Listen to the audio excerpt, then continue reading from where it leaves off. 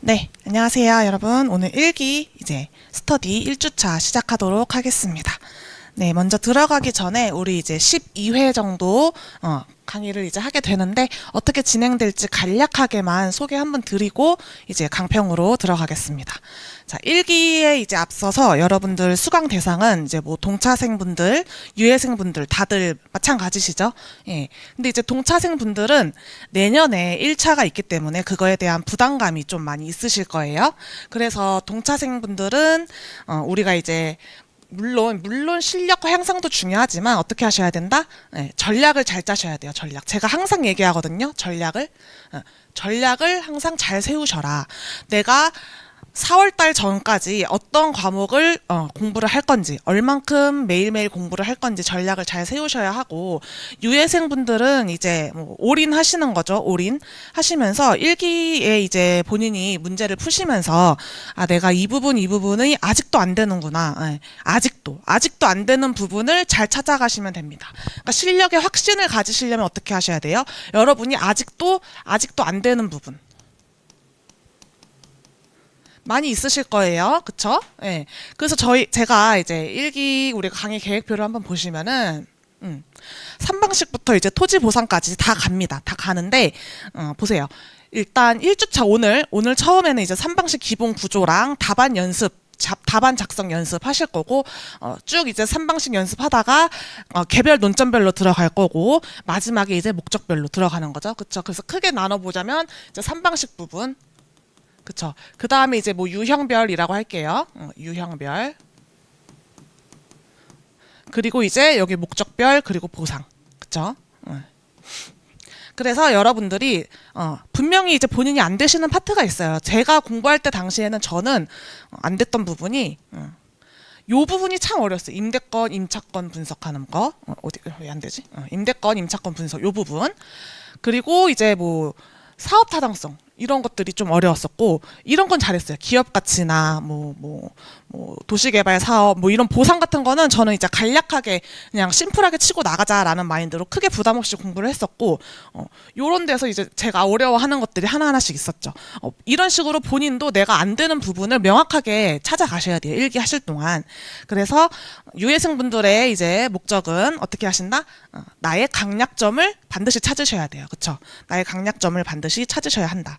그렇게 하기 위해서는 여러분 점수에 집착하셔야 돼요. 점수. 등수가 아니라 점수에 집착하셔야 돼요. 제가 뭐라고 썼나요? 네.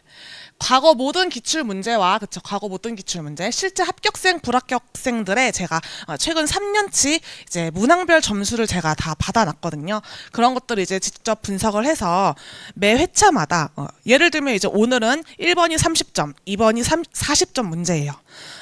이 30점, 40점 문제에서 여러분들이 몇 점을 최소 득점하셨어야 했는가? 그리고 어느 부분을 맞추셨어야 했는가. 예, 좀 이런 강약 조절을 해 나가면서 강평을 하려고 합니다. 그리고 이제 제 강평을 들으면서 여러분들이 할 일은 실점 원인을 분석하셔야 돼요. 내가 이거 왜 못했지? 내가 이 삼각후 환원율, 삼각전 환원율 이거 목차 왜 못 잡았지? 모르니까 못 잡은 거죠. 그쵸? 예. 그 부분 약점을 보완을 하시고 그 다음에 합격의 필수적인 핵심 논점을 이제 잘 맞추셔야 되죠, 여러분. 핵심 논점. 한 주에 푼 우리가 1주 동안 푼 문제 2개 내지 1개에서 이제 3개 내지의 문제는 여러분들이 일주일 동안 완벽하게 소화하셔야 됩니다. 완벽하게. 뭐 애매하게 넘어가는 부분 있으시면 안 돼요. 그쵸? 그래서 그런 점들이 이제 많이 고민스럽다 하시면은 이제 1대1로 대면 피드백 진행해 드릴 테니까 답안지 여러분이 쓰신 답안지 가지고 오셔서 같이 상담해 보시면은 좋을 것 같습니다. 자, 그래서 오늘 문제 같이 한번 보시죠. 자, 1번부터 이제 매입 자문, 1번도 매입 자문, 문제 2번도 이제 뭐 투자 자문, 사업 투자성 분석 이런 문제였어요. 그래서 1번 한번 같이 보시면 30점짜리 문제고요. 먼저 한번 쓱 보세요. 그쵸? 저는 항상 쓱 봐요. 몇 페이지까지 있나요? 문제가 5페이지까지 있네요. 그쵸? 5페이지까지. 그래서 쭉 보면은 문제가 단순해요. 투자자 갑으로부터 A 빌딩의 매입. 여러분 문제를 잘 안 읽으시는 경향이 있으신데 제가 그랬어요. 그래서 A 빌딩을 매입한다. 매입에 관한 자문이다. 이렇게 나오면은 매입가가 있겠죠. 매입가. 그쵸? 자문은 그럼 매입을 할지 말지. 분명히 이런 것도 있을 거고 이런 것도 있어요. 차입을 할지 말지, 차입을 얼마나 할지, 차입을 안 할지 이런 것도 있고요. 매입가가 있을 거고 매입 예상가가 있을 거고 요 A 빌딩은 뭘까요? 요 A 빌딩 이제 부동산에 우리가 유형을 아셔야겠죠. 그래서 우리가 시리법 다 하시는 거잖아요, 그렇죠? 부동산의 유형, 토지 건물인지, 그렇죠? 토지 건물인지, 집합 건물인지 아니면 이 중에서 일부를 매매하는 건지. 이런 것들이 나올 수 있겠구나 생각하시고 보시는 거예요. 자, A 빌딩 개요 볼게요. 2종 1주에 있습니다. 2종 1주. 지목은 대지고 중로 한 면에 있는 이용 상황은 뭘까요? 업무시설 및 근린생활시설이에요. 상업 업무용인 거죠. 상업 업무용. 2종 1주 지역에 있지만 주거형은 아니고요. 주거용은 아니고 상업 업무지대, 상업 업무용으로 이용되고 있습니다. 신축 일자 한번 체크해 보시고요. 그리고 우리가 기준 시점이 이제 25년도 6월 30일이었으니까 그렇게 오래되진 않았어요. 그렇죠? 그렇게 오래되진 않았고 대상 부동산 임대 내역 보면은 보증금이 총 2억 원이 들어가 있다. 보증금이 옆에 이제 다음 페이지 보시면은 총 이게 1층부터 5층까지 있는 연면적 2,800제곱미터의 건물인데 보증금이 총 2억 원이 들어가 있고 4층은 뭐래요? 현재 공실 상태래요. 4층은 현재 공실 상태. 여기는 공실이구나. 그리고 이 임대 면적 전체에 대해서 보증금이 얼마다? 보증금이 2억 원이 설정되어 있대요. 이렇게 체크를 하시면서 보고 자 비교 표준지가 여러분 2개밖에 안 나왔어요. 선택하셔야죠. 뭐 선택하시면 됩니까? 2종 1주의 상업용이고 본건이 중로에 접했으니까 101번 선택해 주시면 되겠어요. 요런 거는 이제 잘 하실 수 있죠. 잘 하실 수 있으시죠? 자 이제 여기서부터 어려워지는 거죠. 토지에 대한 사례 자료. 뭐 이제 일반적인 문제는 이제 뭐 토지 거사비 하나 골라주고 그쵸? 토지 거사비 혹은 그 다음에 이제 그 밖의 요인 할 사례 한번 골라주시면 되는 거죠. 근데 오늘 문제는 어땠나요? 오늘 문제는 오늘 문제도 마찬가지로 다 고르셔야 했고 또 플러스 오늘 문제는 여기서 이제 임대 사례까지 검토해 주셨어야 했어요. 왜냐면 여기 보시면은 요 B, C, D 건물에 대해서 여러분 보시면은 다음 페이지에 요렇게 C, D에 대한 임대 관련 자료가 나와 있어요. 임대 관련 자료. 요 A는 이제 본건이죠. A는 본건인 거고. 자, 그러면 토지에 관한 자료 한번 같이 보겠습니다. 사례 1번은 건물이 소재하고요. 2종 1주에 전면 도로 폭이 12m. 본건이랑 유사하죠. 중로에 접하니까. 사례 2번도 마찬가지고 근데 얘는 이제 토지만의 평가액이래요. 토지만의 평가액. 그리고 사례 3번은 건물 C가 있으나 얘는 주거용이에요. 그렇죠? 얘는 그럼 아니겠죠? 사례는 얘는 또 이제 매입 금액이 없네. 매입 금액이 없어. 그러면 이제 이 둘 중에서 하나를 골라주셔야겠죠. 뭘로? 일단 그 밖의 요인 먼저 골라보실까요? 그 밖의 요인. 사례 1번이나 2번이나 전부 하는데 문제는 없어요. 전부 고르는데 문제는 없는데 항상 우리가 문제되는 게 뭡니까? 배분법이 가능하냐, 그쵸? 배분법이 가능하냐. 그 다음에 토지 거사비랑 그 밖의 요인 사례를 서로 별도로 다르게 골라주셔야 되는 거거든요. 그래서 요것만 보고는 아직까지는 결정할 수가 없어요. 그쵸? 결정하기가 좀 애매합니다. 다음 자료 같이 한번 볼게요. 자, 건물 관련 자료가 나와 있네요. A 건물은 이제 본건이었죠. A 건물 여러분 본건이었어요. A 건물이 본건이었고 얘는 기능적 감가 요인이 있대요. 그쵸? 신축일자 2019년 9월 26일 본건이고 개별 요인은 105점이고 기능적 감가 요인이 있고 B번은요? B번 그쵸? B번은 뭡니까? 최근 신축한 건물로서 최유효 이용 상태이다. 최유효 이용 상태이다. 그쵸? 그리고 C번은 주거용이었어요. 그쵸? C번은 주거용이었어. 주거용. 우리 C번은 주거용. 맞나요? 그쵸? 자료 3번에 사례 3번이었죠. 주거용이었고 D번 마찬가지로 최유효 이용 상태인데 얘는 사례의 매입 금액은 안 나와 있었다. 매입 금액은 안 나와 있었다. 그쵸? 자, 그리고 임대 관련 자료 보면은 이제 본건에 대한 임대 관련 자료도 나와 있고 단지 내부, 외부, 개별 요인 점수도 있으니까 여러분 이거를 보시면은 뭘 떠오르셔야 해요? 적정한 임대 사례를 찾아야 하는 건가? 그래서 임대료 가치 형성 요인을 임대료 가형요를 해야 하는 걸까? 생각을 하셔야죠. 그렇죠? 왜냐면 본건은 4층이 공실이었잖아요. 그리고 보증금 2억 원이라고만 나와 있고 월 지불 임료는 또 층마다 다르게 나와 있네요. 층마다 다르게 나와 있으나 4층은 현재 공실이었다. 그렇죠? 4층은 현재 공실이다. 자, 자료 6번 보시면은 인근 빌딩의 적정한 보증금과 월 지불 임료 수준은 A 빌딩의 현행 임대료 수준. A 빌딩이 뭐예요? 본건. 본건의 현행 임대료 수준과 차이가 있대요. 이게 무슨 말입니까? 본건의 임대료 적정하지 않다. 그렇죠? 본건의 임대료 적정하지 않다. 유유. 어떻게 하셔야 돼요? 본건의 임대료가 적정하지 않기 때문에 적정한 임대 사례를 찾아주셔야 되는 겁니다. 적정한 임대 사례 찾아주셔야 되는 거고. 자, 2번 보면은 표준적 빌딩의 보증금은 월 지불 임료의 10배 수준이다. 그렇죠? 표준적 빌딩의 보증금은 월 지불 임료의 10배 수준이다. 그러면 우리가 보증금과 월 임대료가 10배 차이 나는 걸로 골라주시면 되겠고 그렇게 문제를 풀어주시면 되겠죠.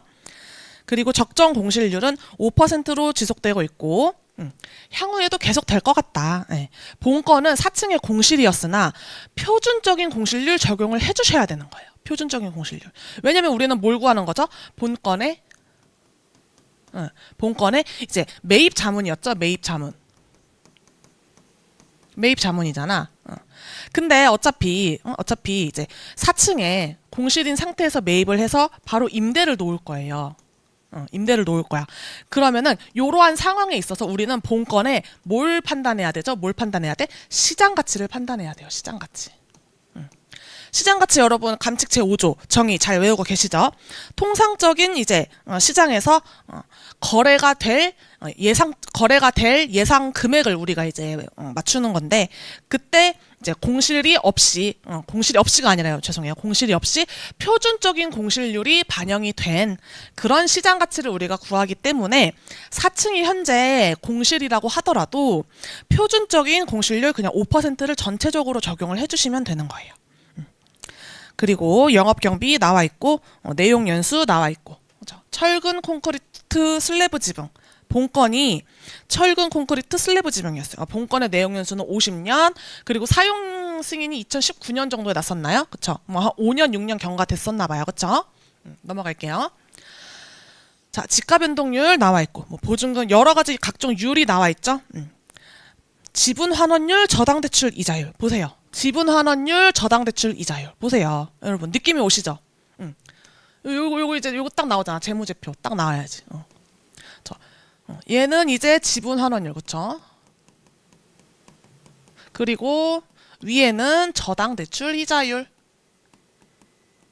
다른 말로 하면은 뭡니까? 다른 말로 하면은 타인 자본 조달 비용 그쵸? 타인 자본 조달 비용, 자기 자본 조달 비용 이꼴 요구 수익률.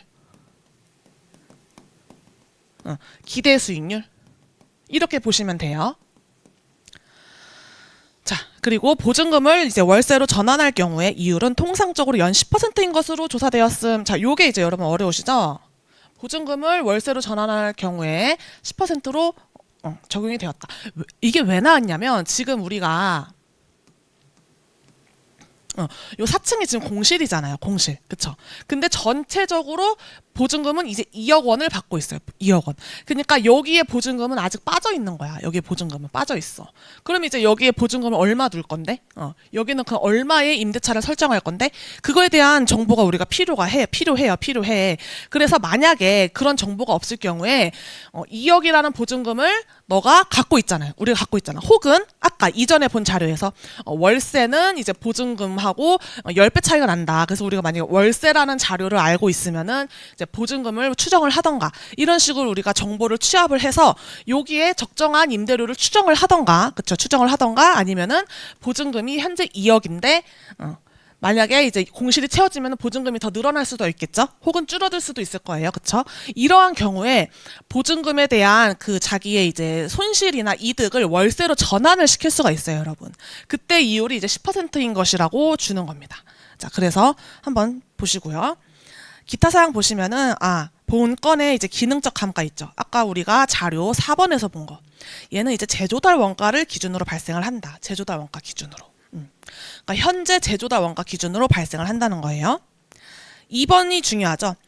A빌딩의 현행 보증금을 그대로 인수하고 현행 보증금 얼마죠? 2억 원. 2억 원을 그대로 인수하고 매입 후 즉시 인근 빌딩의 임료 수준으로 재계약한다.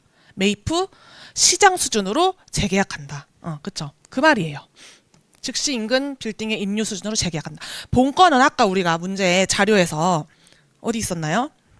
자료 6번에 1번에서 A빌딩의 현행 임대료는 시장 수준에 비해 떨어진다. 이렇게 읽으시면 되죠. 공실이 있고, 그쵸? 차이가 있다. 이거잖아. 그러니까 현행 보증금 그대로 내가 2억 들어가 있는 상태로 그대로 매수를 할 거고요. 그쵸? 그리고 시장 수준으로, 그쵸? 시장 수준으로 보증금을 시장 수준으로 임료 수준으로 이제 재계약을 할 거다. 매입 후 인근 빌딩의 임료 수준으로 재계약할 거다. 자, 그래서 이러한 사항은 수익환원법에 의한 시상가액에 반영이 되어야 한다. 수익환원법을 결국 여러분 하시긴 하셔야겠어요. 그쵸? 수익환원법 뭘로부터 시작하죠? PGI로 시작을 하죠. PGI는 뭘로 시작하죠, 여러분? 적정한 임대료로 가지고 하셔야 돼요. 적정한 표준적인 임대료 가지고 PGI를 산정을 하는데, 우리가 PGI는 월 임대료, 그쵸? 월 임대료 곱하기 12개월, 그쵸? 그 다음에 보증금, 운용, 이익이라는 두 개의 구성 요소로 이루어져 있습니다. 그쵸? 근데 이제 이러한 보증금을 그대로 인수하고 인근 빌딩의 시세로 임대를 놓는 그런 점이 이제 여기에 PGI 요 부분에 반영이 되어야 한다는 그 얘기입니다. 그쵸? 그래서 자, 무슨 말인지 모르시겠죠? 쭉 볼게요. 3번. 도로 전면에 따라서 가격이나 임대료 수준의 차이가 있겠죠. 그쵸? 상업 업무용이니까. 하지만 가격과 임대료의 비율은 유사성을 가진다. 가격과 임대료, 요게 뭐죠? 가격과 임대료의 비율, 요게 환원율이죠. 그쵸? 환원율. 그러면 우리가 사례 자료도 있었고, 사례의 가격 자료도 있었고, 사례의 임대 자료도 있었죠. 그러면 혹시 시장 추출법인가? 시장 추출법을 쓸 수 있겠군 하시는 거예요. 그쵸? 갑은 매수 시에 50%를 대출로 충당을 하겠다. 50%를 대출을 충당하겠다.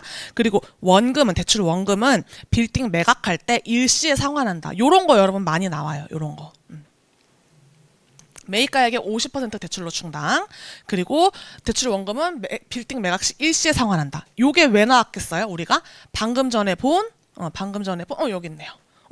요 그림하고 이어지는 거예요. 요 그림하고. 그쵸? 레버리지를 50% 그쵸? 50% 매입금액 일으킬 거고, 그 다음에 나머지 50%는 이제 자기 자본 가지고 투자를 하겠다. 그 말인 거죠. 그쵸? 그리고 여기 나와 있네. 시장 추출법에 의한 환원율 결정 시에는 건물의 잔존 연수를 고려할 것. 여러분들이 이제 우리가 점점 어려워지는 이유가 요런 말이 해석이 안 돼요. 그쵸? 해석이 안 돼. 국어도 아니에요. 거의 영어 지문 읽는 수준이야. 그쵸? 시장 추출법에 의해서 그럼 우리는 환원율을 결정을 해야 돼요. 시장 추출법에 의해서 환원율 결정을 해야 합니다. 근데 건물의 잔존 연수를 고려하래요. 자, 여러분. 환원율을 여러분이 부동산 가격분의 원본과 과실의 관계로서 환원율을 구하죠. 그러면은 이제 어떤 환원율이 나올 거란 말이죠. 이 환원율은 여기에 뭐가 녹아 들어가 있나요? 이 환원율 안에는 토지와 건물 두 개를 모두 녹여낸 환원율이에요. 환원율. 그쵸? 네. 근데 우리가 이제 수익 가지고 환원율을 수익환원법에 적용하는 환원율은 요 토지와 건물 두 개의 속성을 모두 가진 환원율이라고요. 근데 우리가 방금 말했듯이 적정 PGI를 가지고 NOI까지 쭉 와가지고 얘를 이제 환원할 거 아닙니까? 얘를. 근데 이 시장추출법에서 의한다면은 그러면 우리는 사례의 환원율을 구할 거예요. 사례의 환원율. 사례의 환원율을 찾아서 뭐 본건이랑 좀 차이가 있으면 보정을 하고, 그쵸? 보정을 하고, 그 다음에 이제 본건의 환원율로 적용을 할 거란 말이죠. 네. 그때 문제가 되는 게 뭐냐면, 요 사례의 토지와 건물의 구성이 이 본건의 토지와 건물의 구성하고 차이가 나면은 안 되겠죠. 그대로 갖다 쓰면 안 되겠죠. 예를 들어 오늘 문제에서는 요 사례의 건물은 잔존 내용 연수가 50년이나 남아 있었어요. 거의 신축이기 때문에. 근데 본건은 말했듯이 아까 2019년 사용 승인이 났었죠. 45년이 남았단 말이에요.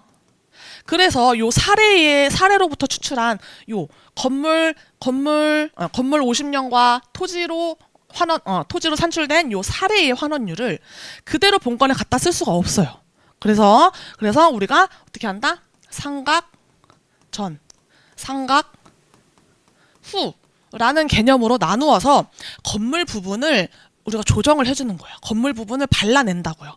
그게 건물의 잔존 연수를 고려할 것이라는 거고, 그 다음에 또 다른 말로 하면은 건물의 자본 회수를 고려하라 그 말이에요. 우리 기본 입문 시간에도 했었죠. 기본 입문 시간. 요 건물 50년 남았어요. 그쵸?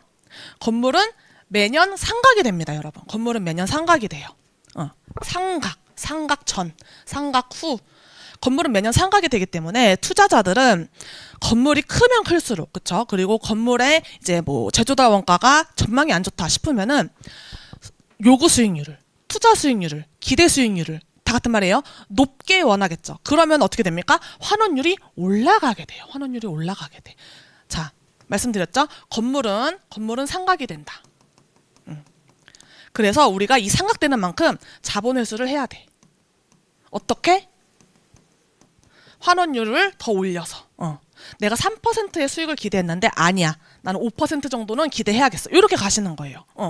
요게 이제 상각 전, 상각 후의 개념인 겁니다.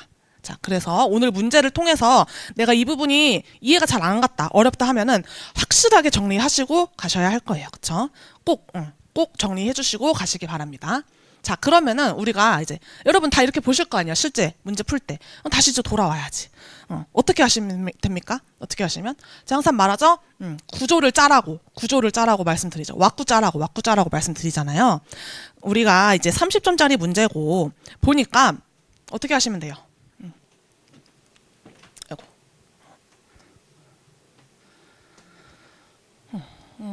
아이고, 자리가 없네요. 그쵸?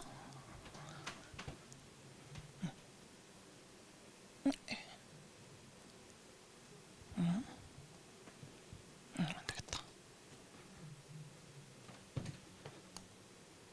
됐다. 자, 한번 볼게요.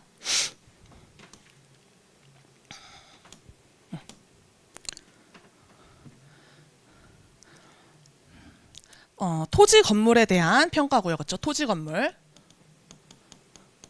평가고 매입을 할 거예요. 매입을. 그렇죠? 그러면 우리가 어떻게 합니까? 맨 처음에 주방식을 생각해야겠죠. 주방식. 평가 원칙 생각하셔야죠. 주방식 뭡니까?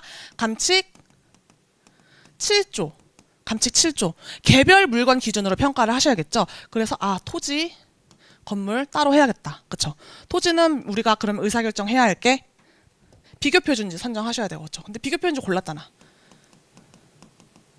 그리고 뭐 개별 요인 잘 해주시고, 그렇죠? 그 밖의 요인 골라야 되고, 그렇죠? 그 다음에 토지 또 뭐 하셔야 돼요? 토지 거사비 검토를 해야 하는가 생각해 보셔야 되고, 그렇죠? 그 다음에 건물 평가해 주셔야 하고, 그렇죠? 이렇게 왁구를 세우고 가시는 거예요. 그 다음에 토지 건물 일괄 거래 사례가 지금 있나요? 그런 건 주어지지 않았죠. 토지 건물 일괄 거래 사례는 주어지지 않았어요. 그러면은 주방식은 이걸로 하고 다른 방식, 즉 합리성 검토 어떤 걸로 하실 거예요? 수익환원법으로 하라고 했잖아요. 그렇죠? 자료에서 수익환원법으로 하라고 했어요. 어떻게? 평가사님이 수익환원법에 의한 시상가액에 반영이 되어야 될 것 같다고 심사평가사님이 그러셨잖아요. 그렇죠? 수익환원법에 의한 시상가액에 반영이 되어야 될 것 같다. 그러면 우리는 뭐 어찌됐건 수익환원법을 하셔야 돼요. 그럼 수익환원법 여러분 왁구를 머릿속에 잘 넣고 계신가요? 이게 이제 여러분 1기 마치시면서 여러분의 목표, 왁구가 내 머릿속에서 촤르르 나와야 돼요. 제일 먼저 하셔야 될 거 뭐야? 제일 먼저 하셔야 될 거. 적정한 임대인지.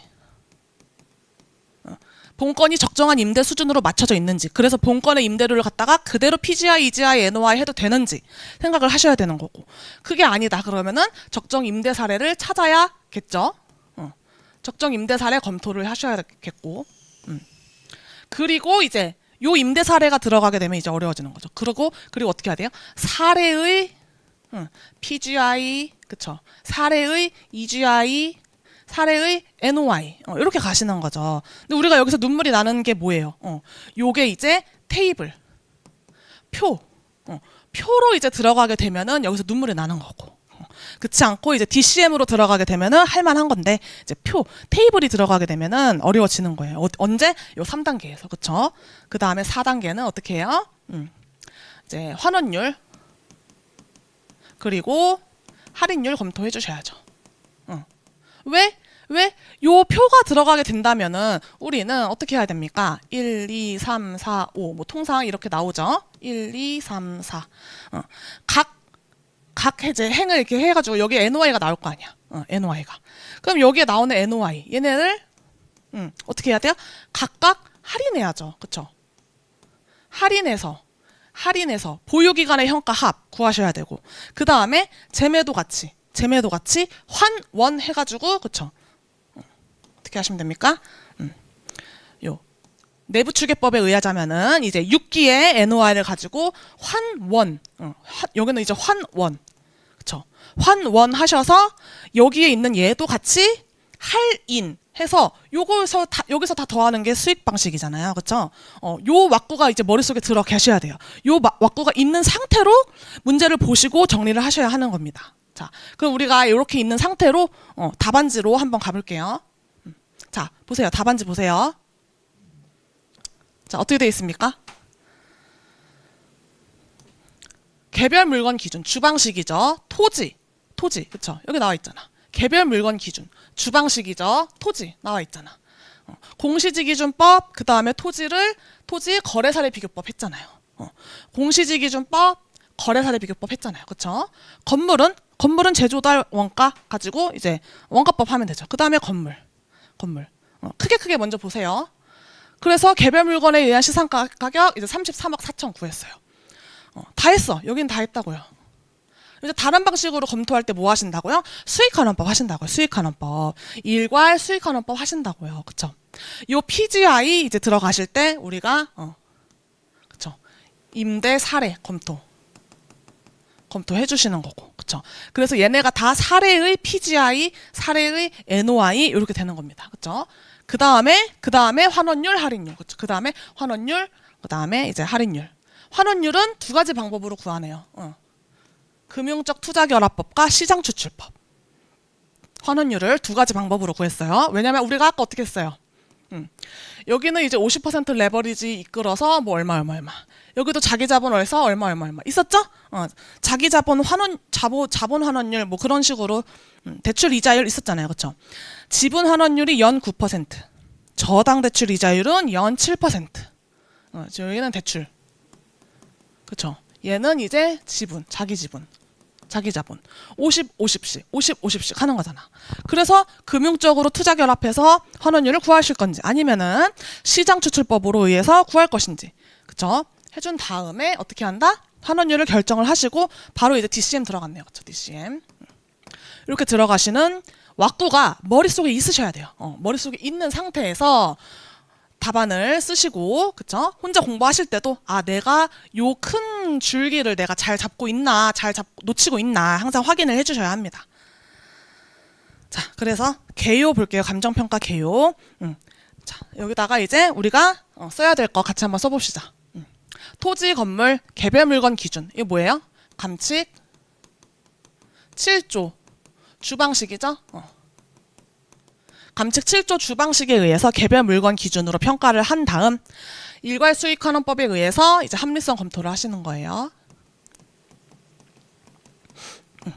그리고 시상 가격을 조정을 해서 이제 결정을 한다. 기준 시점 써주시고, 그쵸? 감칙 9조 2항 써주시고. 자, 그럼 이제 주방식 합니다. 토지. 우리가 공시지기준법 101번 선정하는 건 어렵지 않았어요.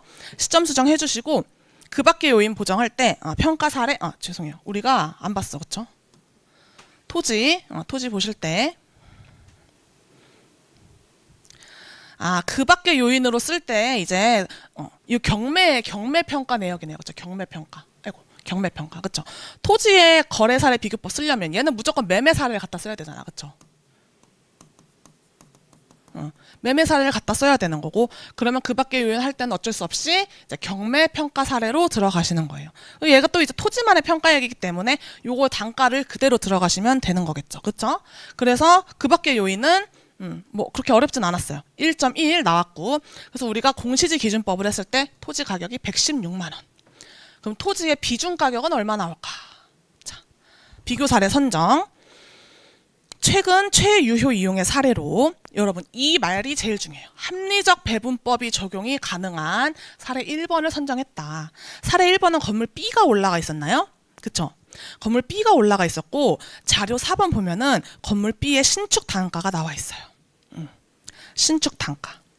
기준 시점 현재 이제 신축 단가를 갖다가 써야 되니까 요 80만 원을 가지고, 요거는 언제였어요? 25년도 2월 1일자였죠. 25년도 2월 1일자고 지금은 25년도 6월 30일이 기준 시점이잖아. 그래서 원래는 이제 이렇게 보정을 해서 어떻게 해야 돼? 건축비 지수나 생산자 물가 지수로 보정을 해서 80만 원이 아니라 다른 값을 써야 하는데, 오늘 문제는 그냥 80만 원 갖다 쓴 거예요. 그런 말이 딱히 없었으니까.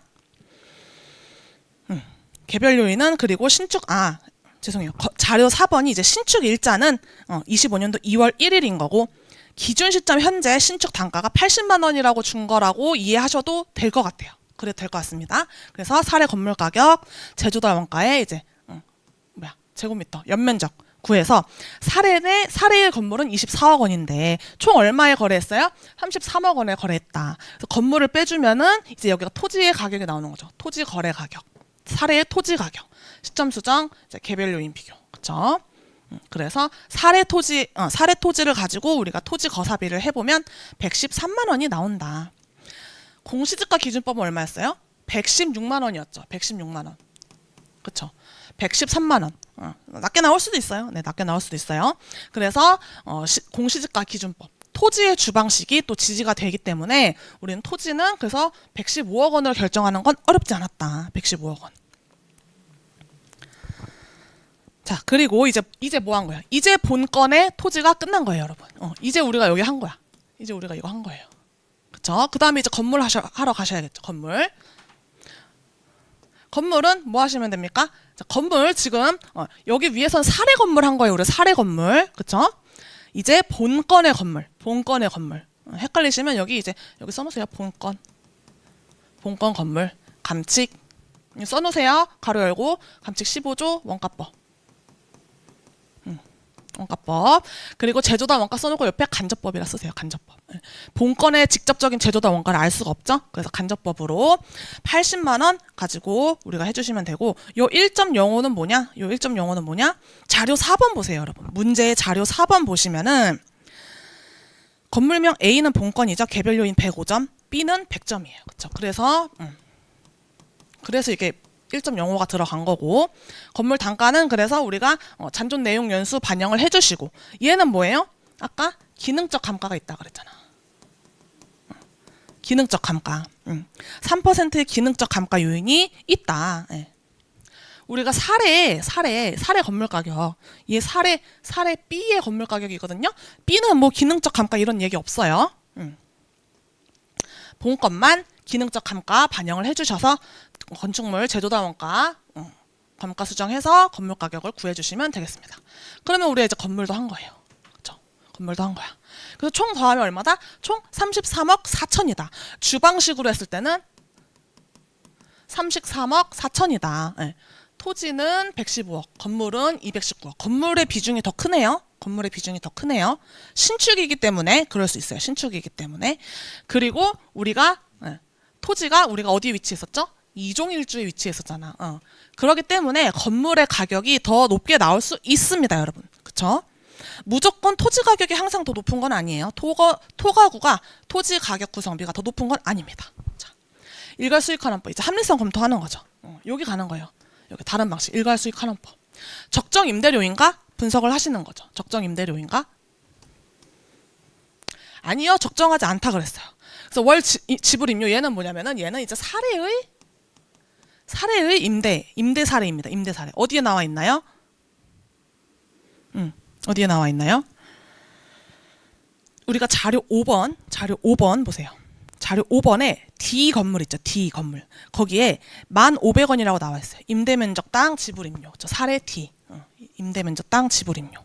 그렇죠? 그리고 사정보정하고 이제 여기 임대료 가치 형성 요인 비교해 준 거예요. 사정보정이 빠져 있네. 이렇게 임대료 가치 형성 요인 보정해 준 겁니다. 개별 요인 본건이 105점. 그쵸? 105점. 마찬가지로. 이렇게 여기가 지금 잘 이해가 안 되실 수가 있어요. 적정 임대인가? No. 아니다. 임대 사례 D번을 가지고 검토를 하겠다. 그래서 임대 사례 D번을 이제 본건으로 비준을 하는 거예요.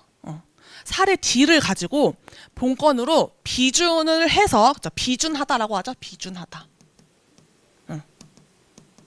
혹은 뭐 이제 뭐 보정하다. 가치 형성 요인 비교치를 적용하다. 그렇죠? 본건이 더 우세하니까 5% 더 우세하니까 이제 이거로 이제 본건의 임대료를 만들어 준 거예요. 본건 임대료. 본건 임대료를 만들어 준 겁니다. 요거 이제 이해 가시죠? 본건의 임대료로 만들어 주신 거예요. 그래서 본건에 적용할 임대료는 제곱미터당 얼마 하면 된다? 11,000원 해주면 되겠다. 우리가 아까 문제에는 어떻게 나와 있었어요? 문제에는 층마다 임대료가 있었어요. 그쵸? 층마다 임대료가 있었답니다. 이거 말고, 이거 아니고 어떻게 한다? 전체 제곱미터당 얼마? 11만원? 11만, 11,000원 적용하겠다는 거예요. 그게 지금 우리가 여기 단계 하고 있는 거예요. 여기 단계. 여기 단계 하고 있는 거예요. 오늘은 이제 테이블은 없었으니까, 테이블은 2번 문제 있어요, 여러분. 사례 PGI. 아이고. 그쵸? 그 다음에 이제 플러스 곱하기 이제 가치 형성 요인 비교. 가형요 비교를 적용을 해서, 본건에 적용할 적정한 임대료를 결정을 해주시는 거죠. 어딨어? 본건에 적용할 적정 임대료. 본건에 적용할 적정 임대료 이렇게 되는 겁니다. 그래서 그 목차를 답안의 목차를 1 PGI 이렇게 하지 말고 1 본건에 적용할 적정 임대료 검토 이렇게 한 다음에 임대 사례 나는 D번을 골랐다. 그쵸? 그래서 이렇게 해서 PGI를 이렇게 산출했다라고 해주시는 게 좀 더 있어 보이겠죠. 네, 이런 거를 이제 제가 알려드리는 거예요. 이런 거를. 본건에 적용할 임대 사례 D번. 그래서 어떤 답안이 더 좋은 답안이냐? 둘 다 좋은 답안이에요. 근데 이제 PGI 이렇게 쓸 거면은 요 1,500원을 사례 D번에서 가지고 왔다라는 거를 꼭 써주셔라. 그쵸? 사례 D번, 임대 사례 D번에서 가지고 왔다. 그러면 우리가 월 지불 임료는 알아냈어요. 그 다음에 제가 뭐 있다 그랬죠? 보증금 운용이익 있다 그랬잖아. 수익환원법은 여기 없네. 수익환원법은 PGI의 월 지불 임료랑 보증금 운용이익, 보증금 운용이율이 5%였어요. 5%. 이거는 이제 현재 본건, 현재 상태. 현재 본건의 상태예요. 현재 뭐 4층은 공실이야. 4층은 공실인 상태에서 2억 원이니까 시장 가치보다 적게 받고 있는 거라고요. 그렇죠? 시장 가치보다 적게 받고 있는 거라고. 근데 우리가 아까 문제 자료 9번의 2번에서 현행 보증금 그대로 인수하고 매입 후 즉시 임금 빌딩의 임료 수준으로 재계약을 하겠다. 그게 뭐예요? 그게 여러분 11,000원이 되는 거예요. 11,000원이 되는 거예요. 이걸로 다시 임대를 놓겠다. 그 말이 되는 겁니다. 그러면은 만약에 이제 그러면 새로운 임대 시세를 우리가 찾아봅시다. 새로운 임대 시세. 보증금은 그러면은 요 11,000원에 적정 보증금은 10배라고 그랬죠. 죄송해요. 요거를 10배라고 고쳐주세요. 10배. 10배. 요게 이제 적정한 보증금이죠. 시장 가치인 거죠. 시장 수준. 요게 시장 수준의 적정한 보증금이라는 겁니다. 요렇게 임금 빌딩의 수준으로 재계약을 할 거다. 그리고 이게 현재 보증금인 거잖아. 그러면은 현재 보증금과 시세의 보증금은 차익이 날 거 아니에요. 그쵸? 그 차익만큼을 월세로 만약에 전환한다면 그게 10%라는 거예요. 월세로 전환한다면 그게 10% 전환율. 그래서 요만큼, 요 1,080만 원만큼 임대료를 더 수취하겠다는 겁니다. 4층이 공실인 상태이고, 내가 그 상태에서 보증금을 조금 덜 받고 있으니까 보증금 그대로 인수해서 새로운 임대차를 내가 다시 맺을 거다. 그렇게 새로운 9번에 정확히 뭐라고 나와 있나요? 워딩이 매입 후 즉시 인근 빌딩의 임료 수준으로 재계약한다. 그럼 보증금이 이제 재계약해서 들어오겠죠. 그리고 현재 있는 보증금과 차액만큼 내가 그만큼 덜 받고 있잖아. 그거를 어떻게 하겠다? 월세에 더 가산해서 받겠다 이 말이에요. 그렇게 해서 PGI를 산정을 해라. 그렇게 해서 PGI를 산정을 한다면 1번하고 보통 우리가 통상 2번만 우리가 PGI 산정하는데 쓰시죠. 근데 3번까지 더해서 임료를 더 많이 받겠다 그 말입니다. 그 말이 수익환원법에 의한 시상가액에 반영되어야 할 것으로 심사평가사의 의견이 있었음. 그쵸. 요게 이제 자료 9번의 2번 멘트입니다. 그래서 이제 여기가 좀 어려웠던 거죠. 그쵸. 보증금, 전환, 임대료. 여기 부분. 자, 그래서 총 PGI는 3억 9천인 거고 얘는 이제 본건의 PGI예요. 그렇죠? 본건의 PGI 우리가 잘 구한 거예요. 본건에 적용할 PGI. 그래서 공실률, 표준적 공실률, 운영 경비 해줘갖고 NOI를 구한 거예요. NOI. 2억 5,300, 2억 5,300. 원래 현재 상태로는 이것보다 더 적을 거예요. 그렇죠? 근데 이제 정확하게 시장 수준으로 맞춰서 수익가액을 내보자면 NOI는 2억 5,300이 들어가야 한다. 그 말인 겁니다. 우리 환원율 해야 되죠. 환원율은 금융적 투자결합법 해주시고 요 금융적 투자결합법은 넘어갈게요. 시장추출법. 더 자세한 더 정확한 말로는 투자시장 질적평점 비교법입니다. 그러면 이제 사례를 선정해야겠죠. 사례 3번을 선정했어요. 사례 3번은 여러분 주거용이었어요. 주거용이었으나 우리가 자료에서 뭐라고 나와 있었냐면은 자료 9번에 3번에서 도로 전면에 따라 차이가 있으나 가격과 임대료의 비율은 유사하다. 그렇게 나와 있었어요. 사례 3번. 그쵸? 주거용 건물 C가 소재하는 거였어요. 건물 C. 우리가 이제 시장추출법 할 사례가 3번밖에 없어요, 여러분. 적을게요. 주거용인데 3번밖에 없어요. 그렇지만 이제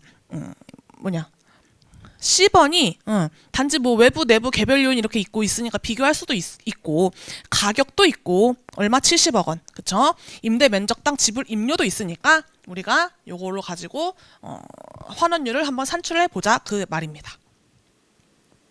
그래서 사례는 이제 임대 면적당 2만 원을 수치를 해요. 2만 원. 그래서 2만 원 수치를 하면 이제 요거는 월 임대료죠. 월 임대료에 12개월. 그쵸? 요것도 죄송해요. 10배. 보증금 하는 거예요. 보증금 하는 부분. 보증금 하는 부분입니다. 그래서 좀 어려우시면은 원래대로라면은 그쵸? 월 임대료 합계 해가지고 2만 원 곱하기 12개월 곱하기 이제 임대 면적 3,000제곱미터. 2번 이제 보증금 운용이 이렇게 해서 2만 원에 보증금은 10배를 수취하고 보증금 운용이익은 5%다. 여기에 임대 면적 해준 게 요 한 개의 식으로 표현이 된 거예요, 여러분. 초등학교 6학년 수학이죠, 그쵸? 쪼시면 안 돼요, 그쵸? 네, 초등학교 2학년 수학입니다. 10배. 그래서 사례의 PGI는 요 정도 나와요. 7억 5천. 그리고 사례의 NOI를 구하러 가야겠죠? 표준적인 공실률, 표준적인 경비. 사례에도 해주셔야 됩니다. 사례에도 해주셔야 돼요. 그러면 사례의 NOI는 4억 8,700. 그러면은 매가가 70억이었어요. 사례 3번은 70억 원의 거래가 됐습니다. 그래서 사례의 NOI 4억 8,700을 70억으로 나눠주면은 환원율이 7%가 나오는데 얘는요, 여러분 사례 상각전 R이라고요. 사례 상각전 R. 그게 무슨 말이냐? 여기에는 사례의 토지와 사례의 건물이 다 녹아 들어가 있다고 보시면 되는 거죠. 그렇죠? 우리는 지금 전체 사례의 토지 건물에서 나오는 임대료로 그렇죠? 사례의 토지 건물이 거래된 70억으로 분석을 했잖아. 그래서 삼각전 환원율이 7%라고요. 근데 요거를 갖다가 그대로 쓰면 안 되신다고요. 안 되신다고. 왜냐면 사례 한번 볼게요. 사례 3번이 최근에 신축했다 그랬어요. 최근에 신축. 그리고 사례 3번도 철근 콘크리트조라서 50년에 이제 내용 연수가 적용이 되는 거예요. 그렇죠? 그렇기 때문에 얘는 내용 연수가 이제 50년이라고요. 50년. 잔존 내용 연수가 50년 남았다고요. 근데 본건은 본건 토지랑 본건 건물은 본건은 45년밖에 안 남았어요. 그렇죠? 그래서 요 차이를 좀 보정을 해 주시는 겁니다. 그게 뭐냐? 죄송해요. 여기 괄호 치세요, 여러분. 사례의 삼각전 R, 그죠? 7%. 7%에서 빼주는 거예요. 얼마를? 건가구를. 50년 남은 기간 동안에 건물 가격 구성비를 나누어 준 값을 사례 삼각전 환원율에서 차감을 해 주시는 겁니다. 예. 그러면 이게 이제 삼각 후 환원율이 되겠죠. 삼각 후 환원율이 되는 겁니다. 자, 그러면은 우리는 이제 마찬가지로 토지만의 사례 토지만의 우리가 삼각 후 환원율을 도출을 한 거예요. 그럼 이제 여기 건물은 사라졌어요. 그렇죠? 요거를 그대로 갖고 와서 가치 형성 요인 비교해 주면 되겠죠. 가치 형성 요인 비교. 가형이에요, 가형. 그래서 우리가 문제 한번 다시 가서 보시면은 자료 5번에 외부 요인이 이제 얼마였어요? 110. 그쵸? 외부 요인이 110. 사례 10번 외부 요인이 110. 개별 요인이 이제 105. 그쵸? 개별 요인이 105. 왜 이렇게 비교하나요? 여러분?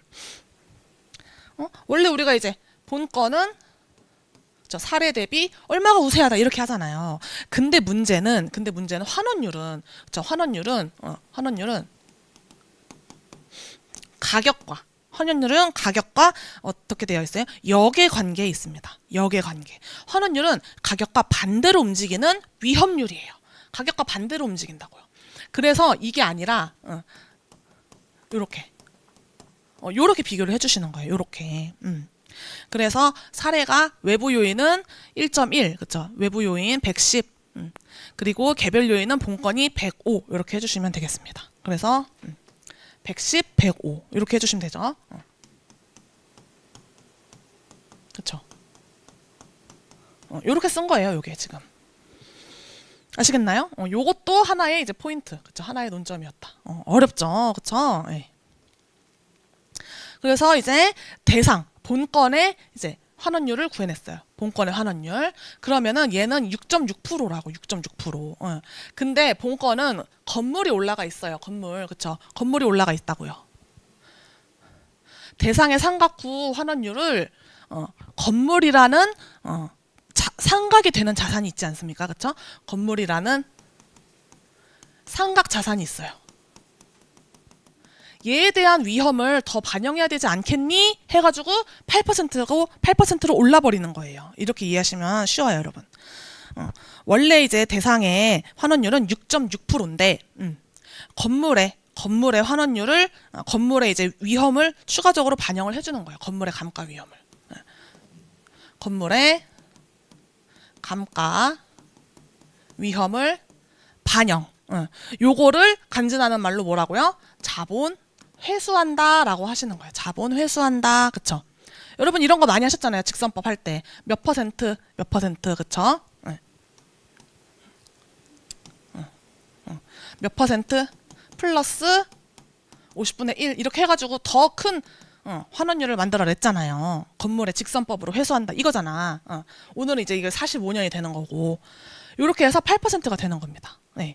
그래서 환원율을 결정을 하게 된다면 우리는 금융적 투자 결합법으로 8%, 시장 추출법으로 8% 해서 8%로 결정을 했다. 그래서 DCM으로 해주면은 31억 7천이 나온다. 네. 요런 문제였습니다. 상당히 어렵죠? 상당히 어려워요. 갑자기 요 왁구에서 그쵸? 요 왁구에서 엄청나게 뭐가 늘어났어요. 저 환원율 요 부분에서 그쵸? 엄청나게 뭐가 늘어났어.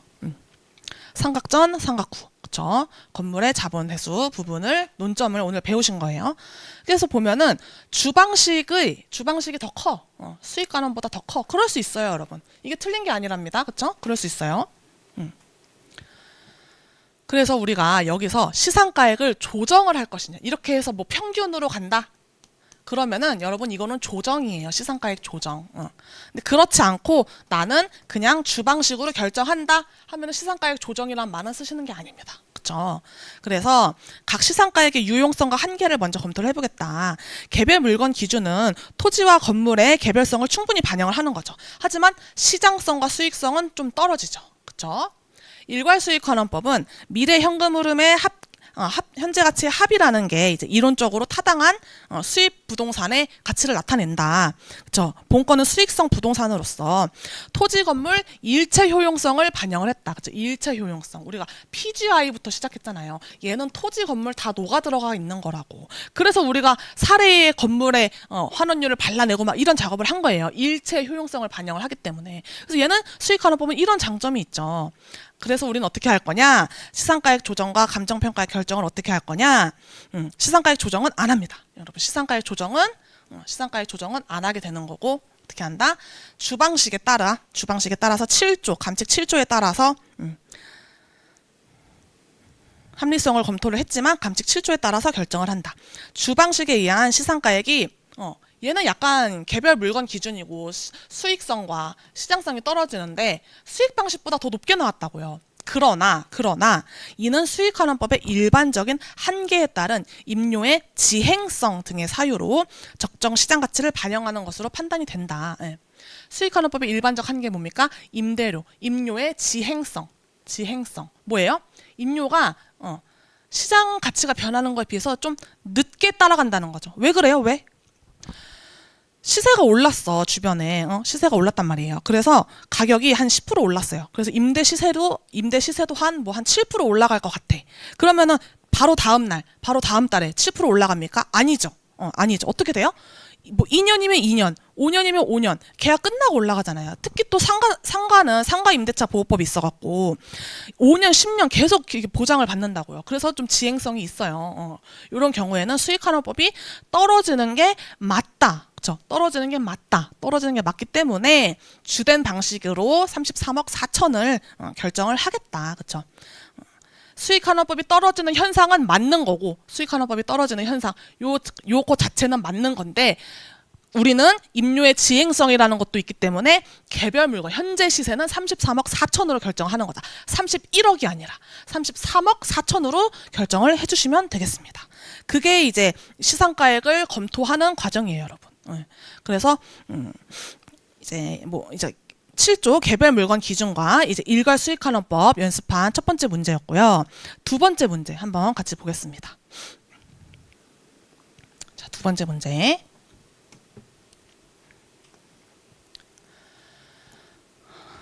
자, 얘는 사업성 분석이에요. 얘는 사업성 분석. 소물음이 많죠.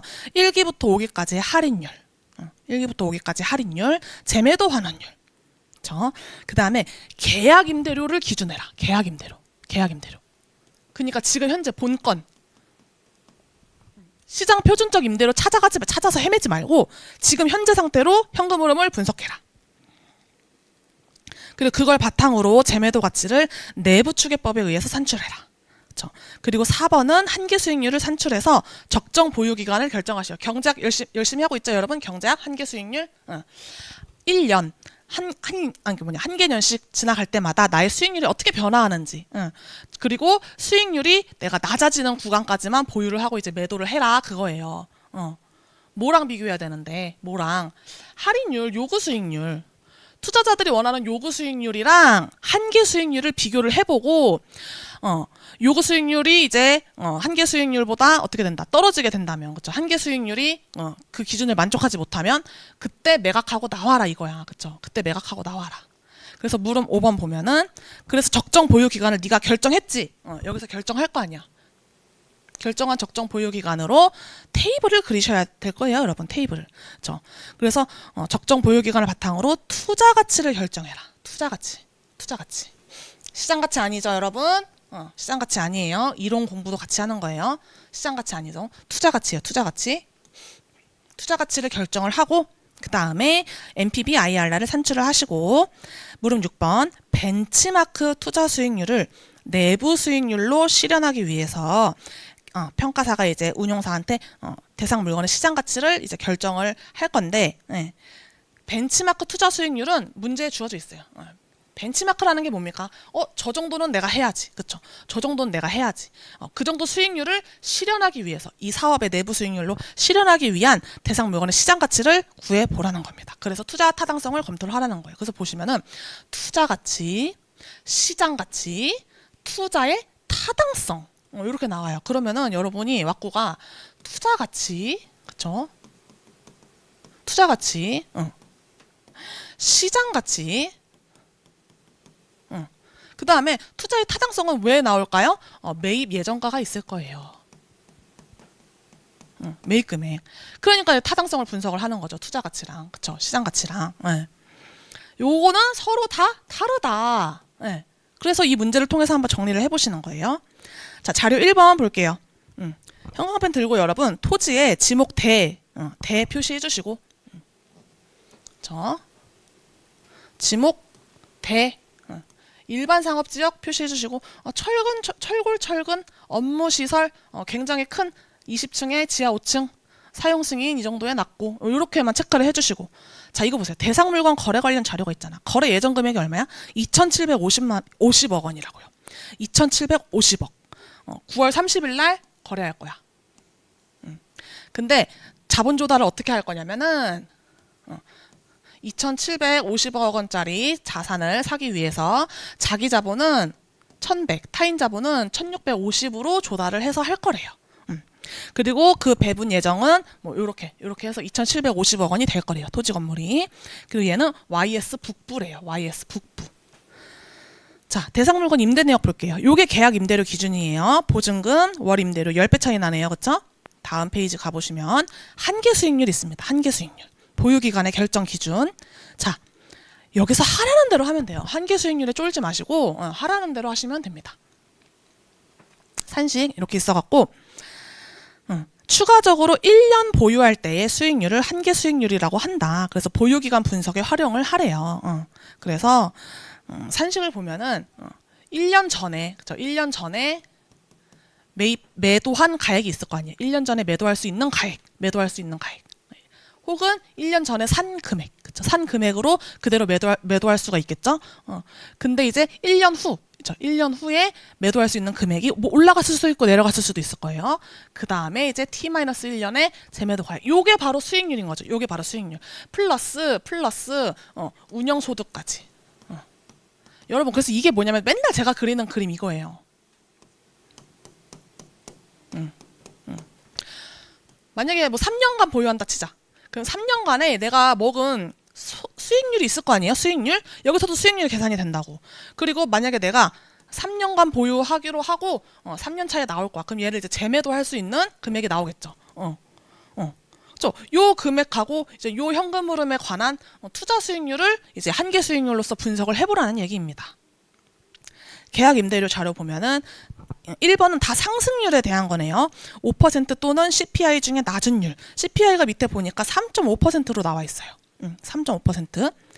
공실은 PGI의 3.5%. 대상 물건은 양호한 임차인이 입주하고 있다. 테넌트가 아주 훌륭해. 양호한 임차인이 입주하고 있다. 그러면 실제로 건물의 가치가 올라갈 수가 있어요.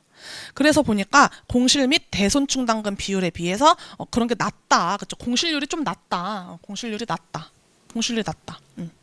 계약 임대료 관련 자료인데 공실률은 요 정도 계약 임대료 할 때 적용을 해주시라는 거고, 그렇지만 임차인이 우량해서 다른 공실보다는 좀 낮은 상태다. 그리고 자료 4번의 맨 밑에 보면은 YS 북부가 본건이었어요. YS 북부. 벤치마크 투자 수익률. 요구 수익률의 기준이 되겠죠. 그렇죠? 요구 수익률의 기준. YXF 본건. 그러니까 7% 정도는 나와야 된다는 거예요. 투자를 했을 때 투자 수익이. 그러니까 투자 가치를 구해보라는 겁니다. 영업경비 다음 페이지에 나와 있고, 고정경비는 연간 관리비의 40%, 변동비는 연간 관리비의 30%. 대체 충당금은 2년 차에 얼마, 4년 차에 얼마. 여러분, 요렇게 이제 자료가 주어지면은 이제 좀 기분이 안 좋으셔야 될 거예요. 그쵸? 왜? 테이블을 그려야 돼요. 테이블 어쩔 수 없이 표를 그려야 돼요. 표. NOI 아니다. PGI가 있을 거고, 그쵸? 공실이 있을 거고, 그래서 뭐 경비도 있을 건데 이게 어떻게 나눠진다? 고정비, 변동비로 나누어진다. 그래서 이제 NOI가 나온다. 이게 표를 그릴 수밖에 없어. 심지어 또 대체 충당금은 불규칙적이야, 그렇죠? 불규칙적이야. 그렇기 때문에 우리가 표를 그릴 수밖에 없다고요, 그렇죠? 그 다음에 요구 수익률 및 할인율 자료 볼게요. 양가로 1번 CAPM에 의해서 구해라 이 말이죠. 그래서 오피스 빌딩 하위 시장에서 조사한 거시적인 지표는 6.5%에 5.67%인데 갑 평가사가 더 자세하게 검토를 해보니까 6.25%에 5%이다. 요걸 적용하시는 거예요, 여러분. 해당 물건에 대해서 더 분석을 해봤대잖아요. 얘는 그냥 통계치인 거고.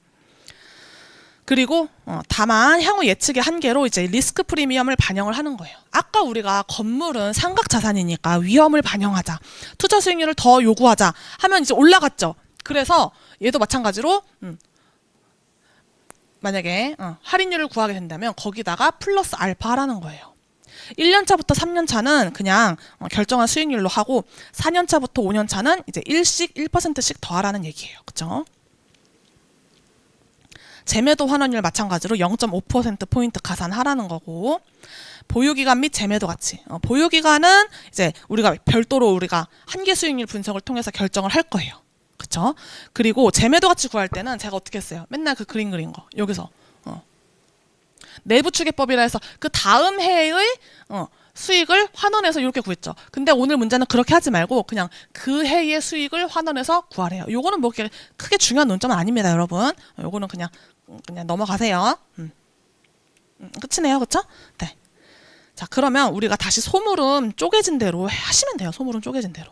매기 1기부터 5기까지의 할인율 어떻게 결정하시면 돼요? 할인율? 여기 나와 있잖아. 요구 수익률, 할인율 나와 있잖아. 여기 말대로 1기에서 5기까지 할인율을 하라는 대로 하면 돼요. 할인율. 감정평가사 갑이 막 구했잖아.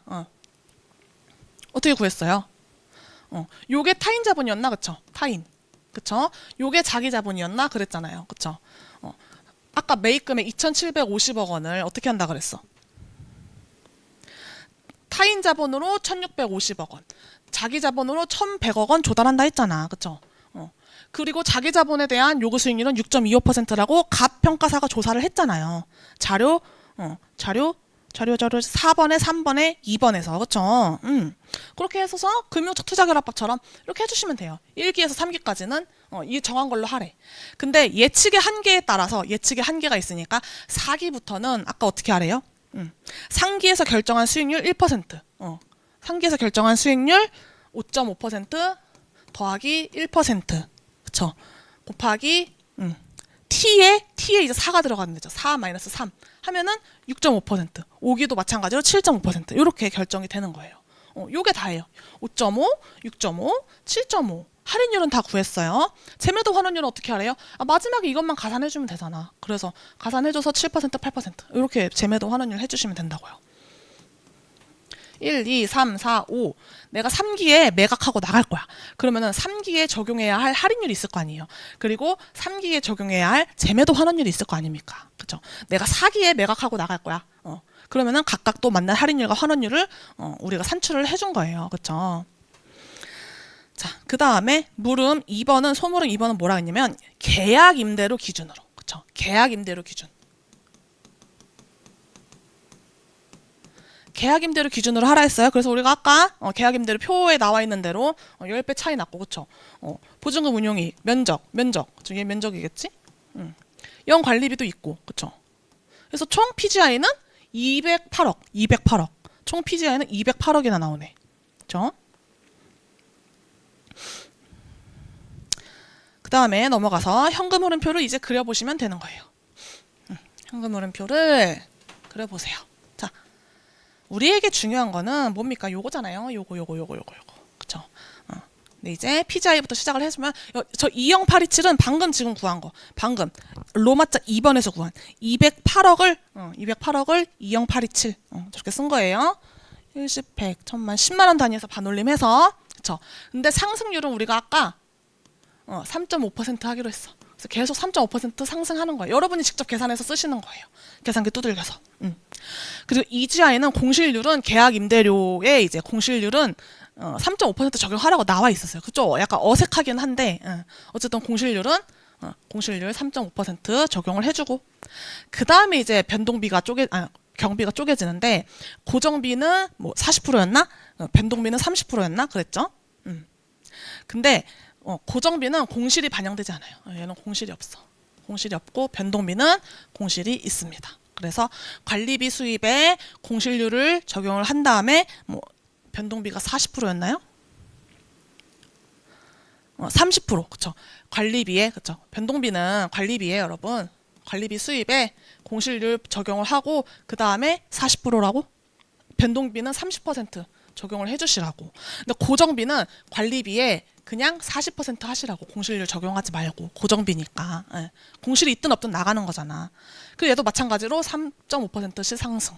그 다음에 대체충당금 2년차 4년차에 봐가지고 그렇게 해서 NOI를 산출을 하시는 겁니다. 상당히 어렵죠? 상당히 어려워요. 이렇게 해서 계약임대료 기준으로 현금 흐름을 분석을 했어요. 우리가 물음 2번까지 한 거야. 그리고 물음 3번 이걸 바탕으로 1기부터 5기까지의 재매도 가치를 내부추계법에 의해서 하래요. 자, 재매도 가치를 이게 내부추계법으로 한다면 원래는 n 플러스 1기에 있는 소득을 나눠주는데 오늘 문제는 그렇게 하지 말고 귀찮으니까 그냥 바로 얘를 이렇게 6%로 나눠주라는 거예요. 6% 우리가 아까 어디서 구한 거예요? 소물음 1번에서 구한 거예요, 여러분. 소물음 1번. 기억나시죠? 소물음 1번에서 재매도 환원율 1기부터 3기까지는 6%. 그렇죠? 그리고 4기부터 5기까지는 0.5%씩 가산하라고 했나요? 그렇죠? 1%씩 가산하라 했죠? 1%씩? 그쵸? 그래서 4기는 7, 0.5% 그쵸? 5기는 8% 맞죠? 이렇게. 그래서 그냥 나눠주시면 돼요. 여러분이 이것도 다 계산기로 하시는 거야. 다 열심히 두드려서 하시는 거예요. 재매도 같이 이렇게 보유했어. 이거 왜 하냐면은 언제 털고 나갈까? 한계 수익률을 통해서 언제 털고 나갈까를 계산을 하려고 하는 거예요. 한계 수익률의 산식이 뭐랬어요? 재매도 가액. 그 전기의 재매도 가액과 다음 기의 재매도 가액을 보자는 거예요. 근데 1기는 전기가 없잖아. 연기가 없잖아. 그쵸? 재매도 가액이. 그냥 매입 가액 넣으면 돼요. 매입 가액. 2,750억. 2,750억 원 넣고 275,000. 매입 가액 275,000 넣고 1기의 NOI가 얼마였어요? 16,555잖아. 16,555. 그쵸? 플러스 그 다음 기의 재매도 가액이 얼마예요? 2기 1기의 재매도 가액이 얼마예요? 275,917이잖아. 여기 275,917. 요거 275,917. 275,917 넣고 다시 지금 단기의 매입 금액 이렇게 해서 한계 수익률 계산하라고. 그렇게 하면 6.35%가 나온다고요. 2기도 마찬가지로 그렇게 하시라고요. 2기도 마찬가지로. 2기는 이제 여기다가 각각 이제 1기 넣고 2기 넣고 하면 되겠지. 그럼 한계 수익률이 이렇게 나온다고요. 갑자기 마이너스가 나와. 갑자기 마이너스가 나와. 그렇죠? 그럴 수가 있어요, 여러분. 그럴 수가 있어요. 보세요. 재매도 가치가 다음에 떨어졌어. 계속 증가하다가 재매도 가치가 증가하다가 1기에 털고 나가면은 2,759억에 팔 수 있고 2기에 털고 나가면은 2,800억에 팔 수 있고 팔 수 있는데 갑자기 4기에는 2,600억 원으로 가치가 뚝 떨어지는 거야. 재매도 가치가. 그러니까 마이너스가 나오는 거예요. 그렇죠? 그러면 보유기간을 여러분 마이너스 나오기 전에 빨리 털고 나와야겠죠? 빨리 털고 나와야겠죠? 마이너스가 나오기 전에 그쵸? 한계 수익률이 있을 때 여기 3기까지 그쵸? 3기까지 요거 수익률 5.5% 이상을 만족할 때까지만 보유를 하고 3기에 손 털고 나온다. 그렇게 보시면 되는 거예요. 그래서 보유기간은 3기까지 보유하는 게 타당하다. 여기까지 하셨고 이제 투자 가치를 구하라는 게 물음 5번이었어요. 물음 5번. 투자 가치는 뭐예요? 현재 이 투자안의 현금 흐름을 가지고 그대로 현가 합하면 되지. 3기에 털고 나올 거잖아. 그러니까 3기에 털고 나올 거니까 우리가 아까 요 3기 요 NOI 여기 현가 합해주면 되는 거예요, 여러분. 여기 현가 합. 그게 20인 거고, 그게 이건 거고. 3기 말 재매도 가치를 이제 또 다시 5.5% 할인해주는 거고. 요 5.5%. 5.5% 뭐예요, 얘가? 할인율이야, 할인율. 우리가 소물음 1번에서 구한 할인율이에요, 5.5%. 1기부터 3기까지는 5.5% 구하기로 로마자 1번에서 했었죠? 이렇게 해주시면은 투자 가치는 2,978억. 투자 가치는 2,978억. 우리가 아까 매입 얼마 한다고? 매입 예정 금액 2,750억. 아, 그렇죠. 대박이죠. 3기에 이제 털고 나오면은 투자는 2,978억 원 정도의 투자 가치를 갖고 있는 이 투자안이에요. 사전적 투자 가치죠. 우리가 사전적으로 우리가 예측해 본 투자 가치는 2,978억 원이다. NPV를 그래서 해보면 요 매입가잖아. 매입가. 그쵸. 매입가. 그 다음에 요거 그대로 넣으면은 228억 원이 남는다. 0보다 오지게 크죠. 그러면 뭐다? 투자안을 타당하다. 투자한다. 투자는 타당하다. IRR하고 상관없이 절대적인 부를 나타내는 지표인 NPV가 양수면은 투자안을 이제 타당하다고 하는 겁니다. IRR은 어떻게 하래요? 문제에서 뭐라 그랬냐면은 다시 한번 여러분 문제지 우리 6페이지 가보세요. 6페이지 물음 6번. 벤치마크 투자 수익률을 내부 수익률로 실현하기 위해 벤치마크 투자 수익률 얼마였어요? 벤치마크 투자 수익률 7%. 7%를 내부 수익률로 실현하기 위해서는 시장 가치가 얼마 나와야 하냐. 요 내부 수익률 산식이거든요. 여기를 미지수로 놓고 7% 이상 나오는지 안 나오는지 보는 거예요. 7% 이상 나오는지 안 나오는지. 요 산식을 그냥 그대로 갖다 놓은 거예요. 요 산식을. 근데 이제 요게 X가 8%가 나왔다. 내부 수익률. 이 투자안의 내부 수익률은 8%예요, 여러분.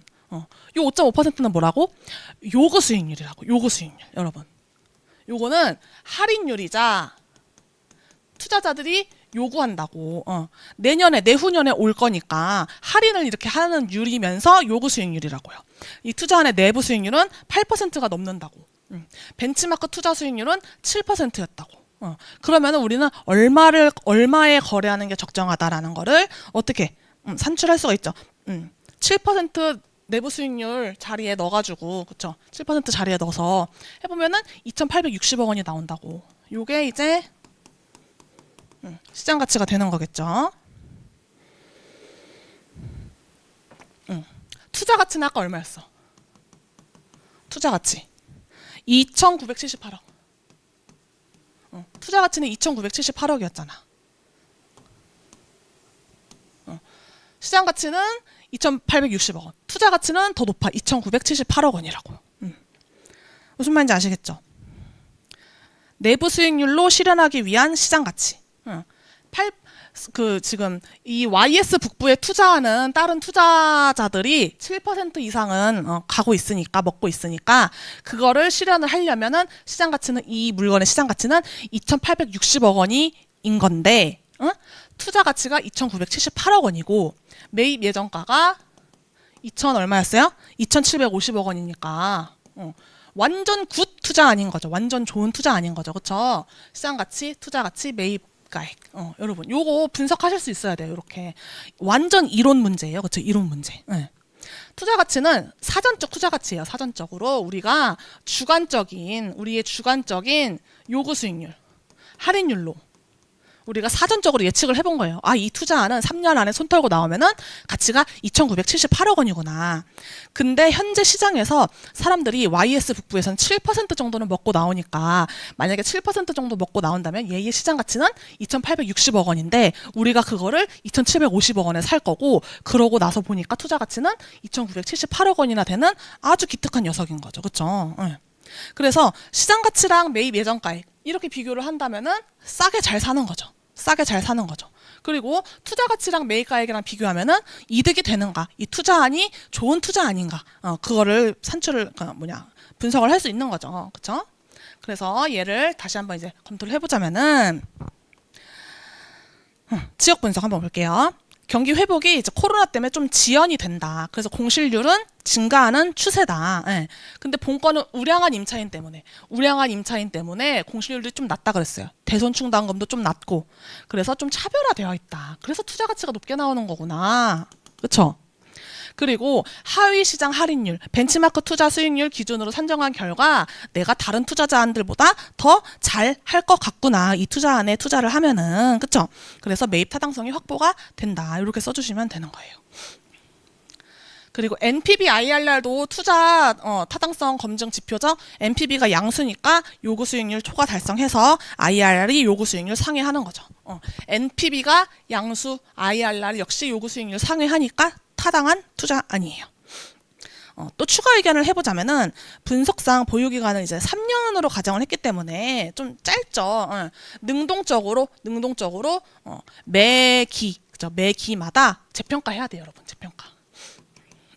그래야지 감정평가사들이 할 일이 많아지겠죠. 특히 요즘같이 시장 상황이 변동성이 큰 경우 매년 혹은 반기마다 이 투자안이 이 가치가 시장 가치가 이 정도 나오는지 투자 가치가 2,978억 유지할 수 있을 것인지 매년 해보자는 거예요. 매년 해보자는 거. 그리고 주요 변수가 왜냐면 왜 하자는 거예요. 주요 변수가 불확실성 하잖아요. 그렇죠? 추정에 사용된 계약 임대료, 그렇죠? 표준 임대료가 아니었어요. 표준 임대료 아니었고 우량한 임차인이라는 변수가 있었고 그 다음에 뭐 할인율도 어떻게 결정했어요? 뭐 CAPM으로 하긴 했지만 여기다가 뭐 리스크 가산하고 그쵸? 환원율도 재매도 환원율도 여기다가 또 리스크 가산하고 있잖아.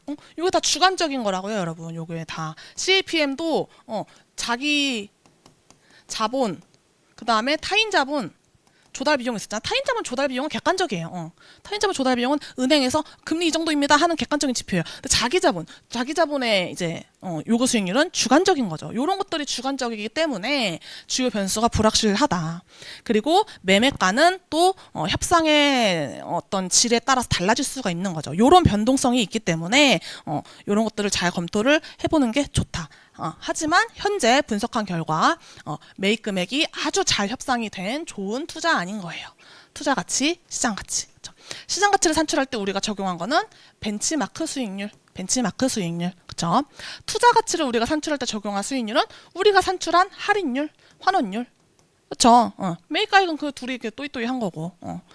자, 그래서 여러분 요 문제는 세 가지의 금액이 나와요. 시장 가치, 투자 가치, 매입 금액. 여러분 이론에서 시장 가치랑 투자 가치를 비교하라는 문제, 서술형 문제 많이 나오거든요. 항상 그 문제를 쓸 때 이 문제를 떠올리시면 공부하실 때 아주 좋겠죠. 자, 그래서 오늘 어려웠던 문제들이니까 1번, 2번 충분히 다 복기하시고 이번 주 내로 복기하시고 모르는 부분 없도록 완벽하게 숙지해 가시면 좋을 것 같습니다. 자, 그러면 다음 주에도 마찬가지로 다음 주에도 우리가 3방식이랑 DCF 부분 계속 연습하도록 하겠습니다. 고생하셨습니다.